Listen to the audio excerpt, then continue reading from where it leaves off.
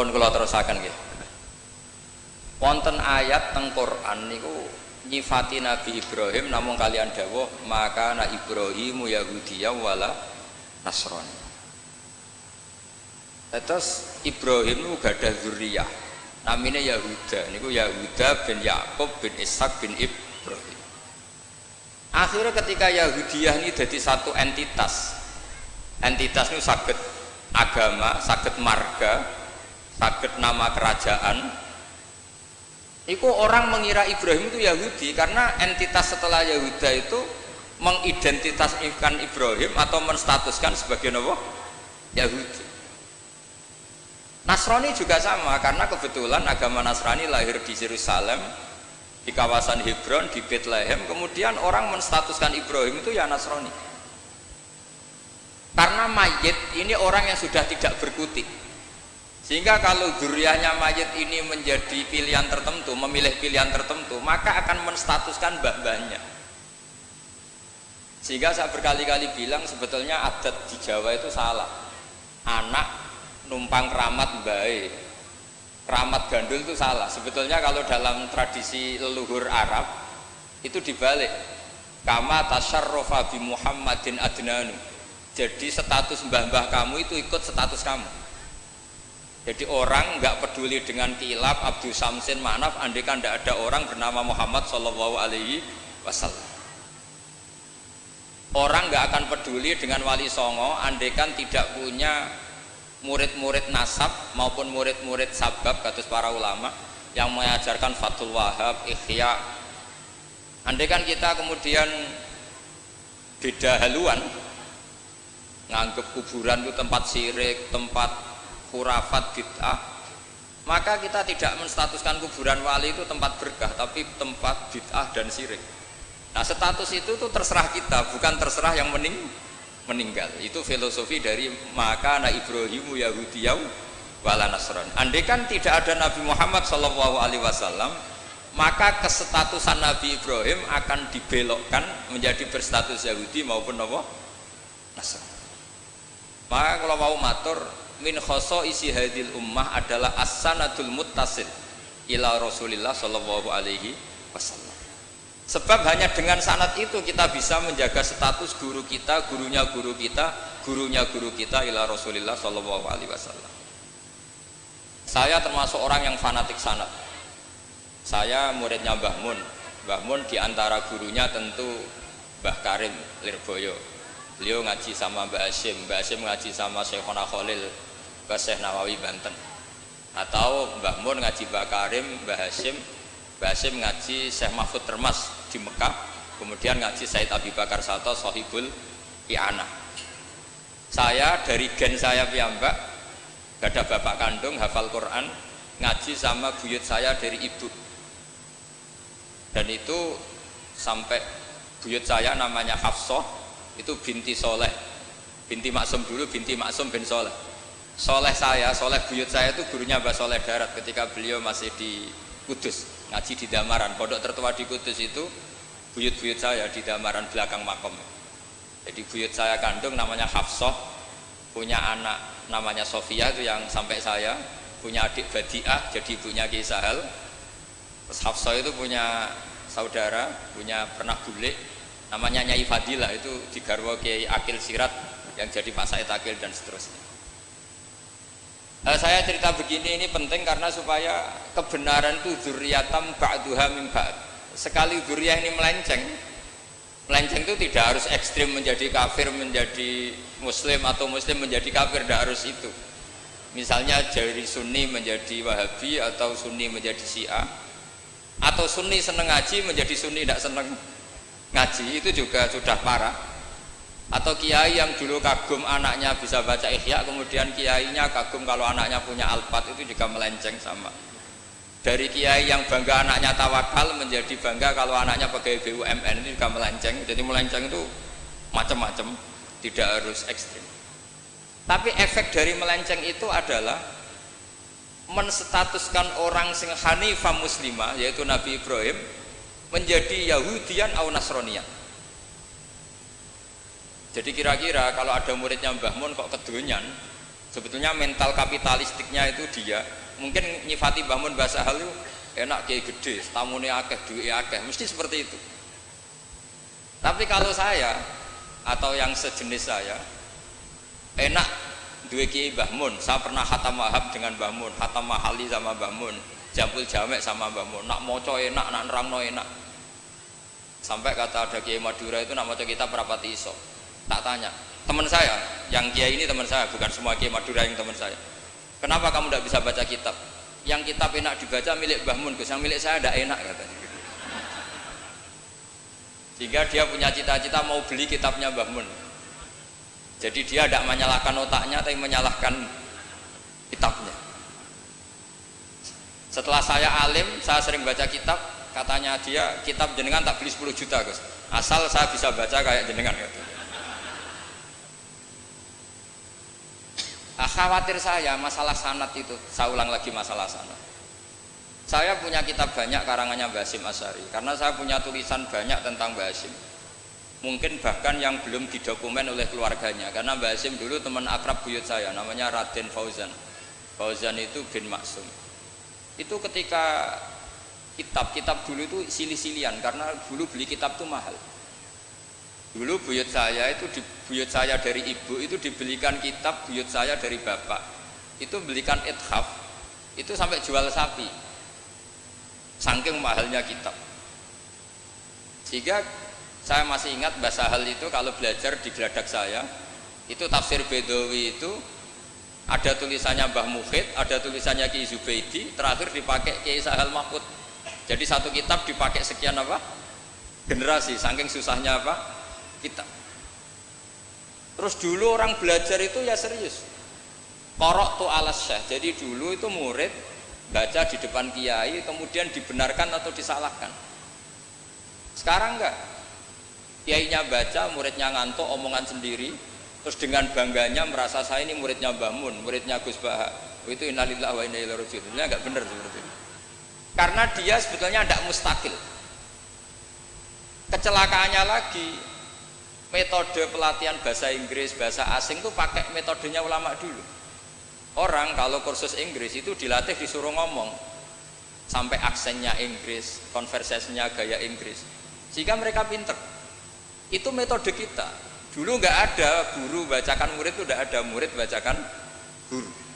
Makanya kenangannya Imam Syafi'i, qara'tu ala Malik al-Muwatta, saya membaca Muwatta di depan Imam Malik. Sehingga murid pinter apa goblok ini gurunya tahu. Nanti kalau bacanya bener terus disahkan jadi kiai. Terus rokokan sampai omong-omongan tetap jadi kiai. Padahal kiainya saja nggak tahu dia pinter, nggak tahu. Nah ini termasuk sanad yang mungkotek. Makanya saya ini nyesal senyesal-nyesalnya. Di tradisi pesantren sekarang ngaji sorogan itu jarang. Saya alhamdulillah sampai sekarang masih ada beberapa santri yang ngaji sorogan mahali sama saya, termasuk beberapa Gus Sarang masih sorogan sama saya. Karena Mbah Mun tuh gak mau ngasih sanad kecuali sorogan. Jadi dulu saya ngaji sama Mbah Mun, cucu kandungnya Mbah Mun mau sanad mahali gak langsung Mbah Mun, harus lewat saya, karena Mbah Mun sudah tidak sorogan mahali karena sudah sepuh. Nah pentingnya sorogan itu orang mustakil, murid ini mustakil, bacanya apa ini mustakil. Jangan sampai ngalami misalnya ada murid tanya, Gus, walam tardiman itu maknanya apa? Saya yang kecelok orang alim saja gak tahu maknanya lam tardiman. Setelah tak lihat ternyata di bab khed walam tarodaman, dia baca langsung lam tardiman. ya bingung, kok saya sampai apa? Madatul kalimah dari apa, mustaknya apa, soroknya. Akhirnya saya coba kitabnya tak lihat, ternyata walam taro daman, dia bacanya langsung lam tardiman. Itu banyak sekali. Nah makanya saya mohon lah di dukun ini orang-orang yang alim atau ustadz alim itu harus tetap ada tradisi ngaji sorogan, terutama bagi khiyaru ahli, orang-orang pilihan. Dulu sahabat ngaji Rasulullah Quran itu ya sahabat yang baca. Dulu saya ngaji Quran, setor Quran min awali hatta akhiri, ya saya yang baca. Beberapa kali saya baca kitab di depan Mbah Mun, di depan Gus-gus, di depan kiai-kiai saya. Jika kiai dulu itu tahu ini sudah alim, ini belum, ini setengah alim, ini setengah waras, ini tidak waras, itu tahu.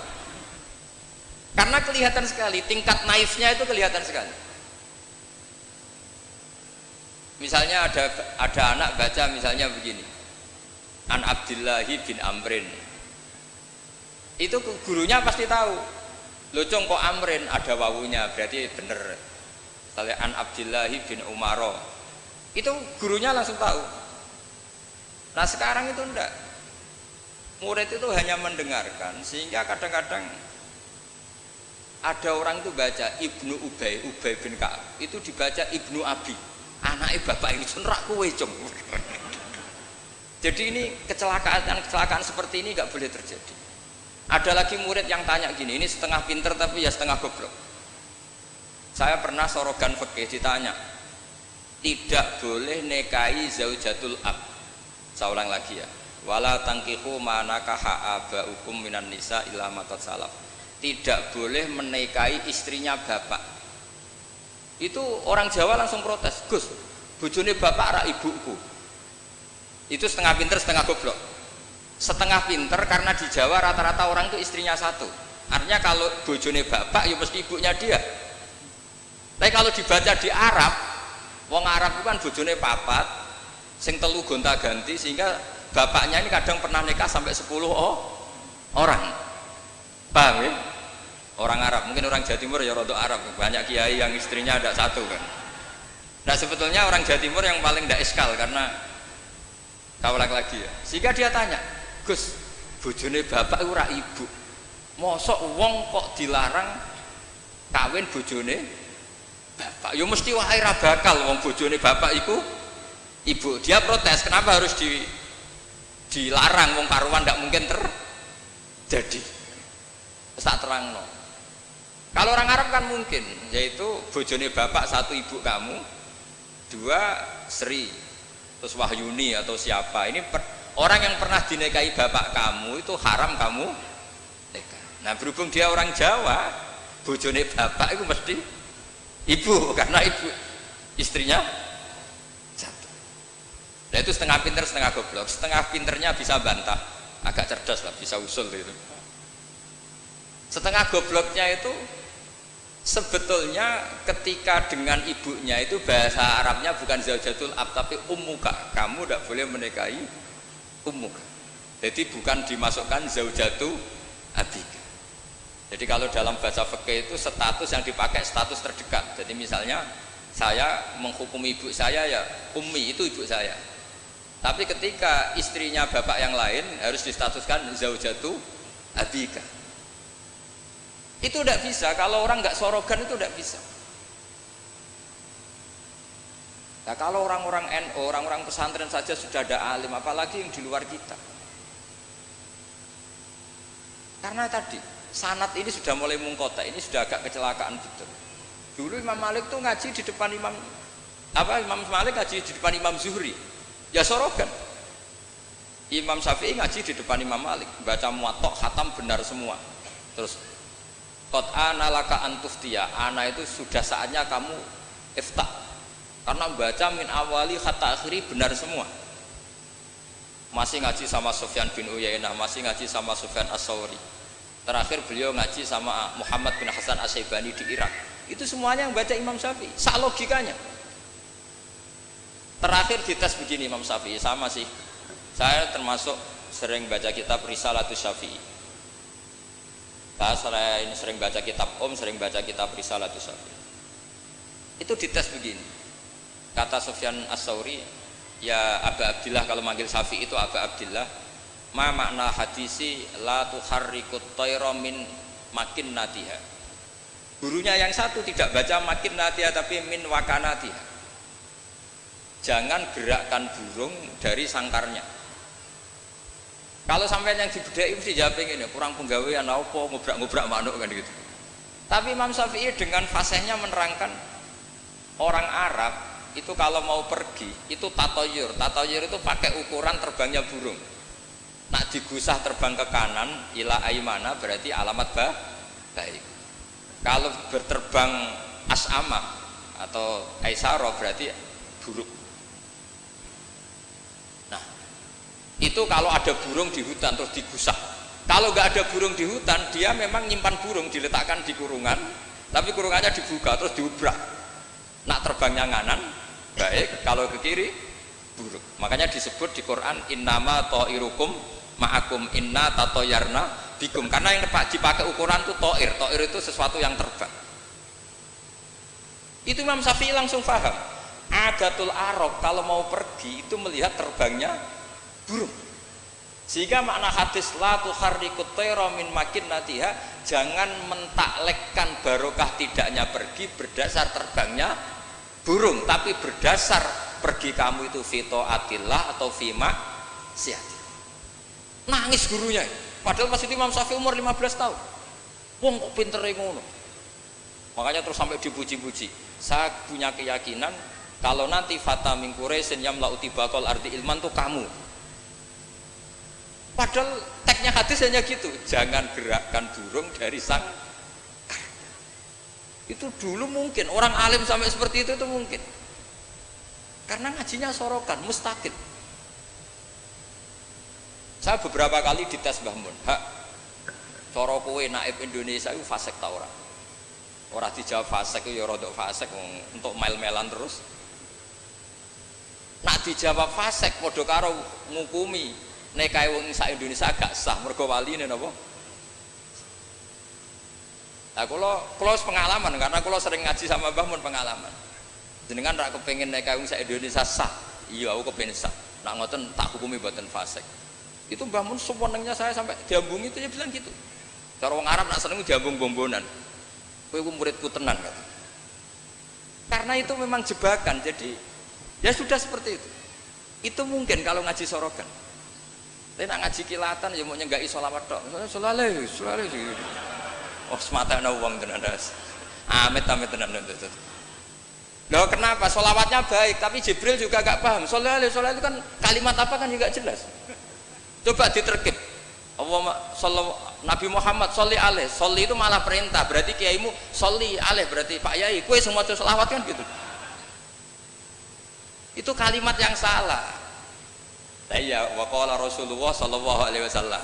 Terus muridnya muni sholli alaih berarti kan kalau dimaknani kan sholli maca sholawat sira Pak Kiai. Ali ngatasna mun jenengan mawon sing maca sholawat. Nah berhubung itu bahasa Arab gak ketara salahe kan gitu. Adat-adat ngono iku mareni gitu. Itu naif. Mestinya kan qala Rasulullah sallallahu alaihi itu sholat alaih lah, paling enggak ada dhamir mustatir yang kembali ke Allah. Nah kalau terus muridnya bilang apa? Sholli alaih, coba sampean maknani sholli alaih. Sholli ya syekh alaihi ala nabi. Kacau enggak kira-kira andai kan dengar orang yang ngerti itu. Tapi alhamdulillah banyak yang enggak tahu sehingga ya alhamdulillah. Makanya saya berkali-kali muji orang bodoh itu barokah. Mergo ora salah wong. Jadi penak weh. Kalau saya tangisan, nak pondok gede weh salah oleh maca sholawat mulai sing pondok cilik. Sing ditunggoni ahlul ilmi, maksudnya pondok gede sing notabene ditunggoni ahlul ilmi saja salah apalagi. Jadi dulu tuh orang itu pinter sekali karena ngajinya sorokan. Sahabat ya gitu. Sahabat tuh kalau nggak paham ya tanya Nabi karena logikanya Nabi kadang nggak nyambung sama logika sahabat. Misalnya begini, al-qatil wal maktul finnar, yang bunuh maupun yang dibunuh. Saya baca lengkapnya. Idzal taqal muslimani bisayfihima fal qatil wal maktul finnar. Jika dua orang muslim perang sama-sama membawa pedang, maka yang bunuh maupun yang dibunuh di neraka. Sahabat tuh iskalnya hadza al qatil. Oke lah kalau qatil finnar, kalau pembunuh di neraka normal ya Rasul. Fama balul maktul. Lalu dosanya yang terbunuh apa? Wong dia korban, dia maktul, dia dibunuh. Jawabannya Nabi, innahu kana harison ala qatli sahibi.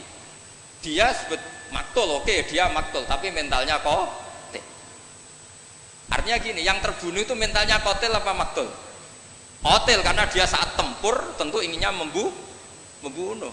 Artinya maktul itu status fakta, tapi status mentalnya qatil. Itu hebatnya Rasulullah. Ya ketika ada orang sama-sama bawa pedang duel itu mentalnya semuanya qatil.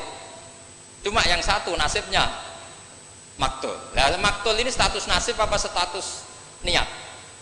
Status nasib, niatnya dia tetap qatil sebagai pembunuh. Jadi segampang itu Rasulullah menjelaskan karena tadi ada sorogan. Jika Nabi setiap ngaji sama sahabat, aro'aitakum hadhi, aro'aita kadza, aro'aitukum kadza. Nah, ini terakhir, qadiyah saya terakhir tak terangkan. Nah, sehingga Quran, ini kembali ke sesuatu yang saya tekuni. Sehingga Quran itu mengajak orang itu berdialek dan sering ada kata aruni, kul aro'aitum. Kenapa demikian? Karena nggak boleh orang itu menerima ilmu itu karena dicekoki guru. Dia harus bisa berpikir sendiri. Jika Allah kalau ngendikan, nggak apa-apa selain saya sebagai Tuhan nggak apa-apa kata Allah. Kamu bilang Yesus Tuhan nggak apa-apa, Fir'aun Tuhan nggak apa-apa. Tapi kata Allah, aruni madza khalaqu minal ardi. Tapi tolong tunjukkan ke saya prestasinya Fir'aun apa? Apa ketika saya bikin langit dia ikut menciptakan langit? Apa ketika saya bikin bumi dia ikut menciptakan bumi? Aruni madza khalaqu minal ardi am lahum syirkun fis sama. Jika orang terus mikir, kalau Fir'aun Tuhan, Yesus Tuhan, atau siapa saja yang selain Allah dianggap Tuhan, lahirnya di mana? Oh, Yesus lahir di bumi. Bagaimana mungkin lahirnya di bumi tahu-tahu menuhani bumi? Fir'aun ketika merasa Tuhan, Musa ditanya, Tuhan kamu siapa? Rabbus samawati wal ardi, yang nuhani langit dan bumi. Terus kata Fir'aun, ya Haman ibnili sorhal la ali abluhul asbab. Sudah saya mau bikin piramida, mau lihat Tuhannya Musa. Terus soal di bumi kata Fir'aun, ma'alim tulakum min ilahin wiri. Saya jalan-jalan kemana-mana setahu saya yang dituhankan saya kata Fir'aun. Nabi Musa ganti argumentasi bilang, Rabbukum wa rabbu abaikumul awalin. Yang nuhani nenek moyang kamu. Itu semua hadirin langsung sadar. Iki nak Fir'aun pangeran, buyute radi pangeran. Kan pangerannya datang terlambat. Kan Fir'aun punya bin. Wong Fir'aun itu nama gelar kayak Hamengkubuwono.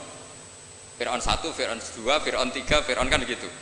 Makanya zaman Nabi Yusuf itu rajanya juga namanya sudah Fir'aun. Zaman Nabi Musa juga Fir'aun karena itu gelar. Artinya begini, kalau Fir'aun itu Tuhan, berarti mbah-mbahnya tanpa Tuhan karena Tuhannya datang terlambat. Itu dilatih. Sehingga Quran itu sering ngendikan aruni, aro'aitum, aro'ait itu diulang-ulang. Nah, ngaji sorogan itu pentingnya ya seperti itu. Santri akan tahu. Ini bacanya yajibu apa yajubbu. Kalau di hadis al-Islam yajubbu ma qablah. Mergo maknane yaktok.